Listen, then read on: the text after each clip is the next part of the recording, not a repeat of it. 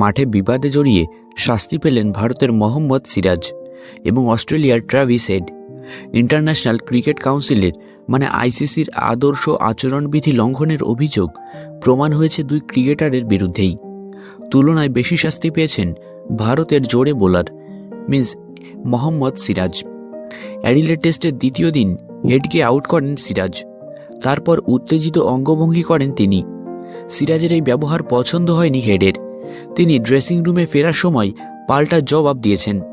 সেই ঘটনার report match referee Ranjan মাদুগালের কাছে জমা দেন আম্পায়াররা। তা যায় আইসিসির শৃঙ্খলা রক্ষা কমিটির কাছে। কমিটি দুই প্লেয়ারকেই দোষী সাব্যস্ত করে।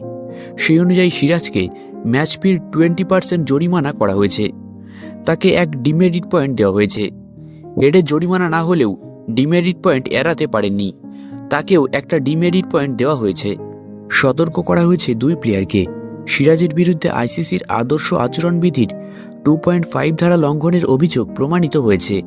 অন্যদিকে হেডের শাস্তি তুলনায় লঘু। গত 24 মাসে দুজনের বিরুদ্ধেই এমন কোনো অভিযোগ না থাকায় কাউকে সাসপেন্ড করা হয়নি।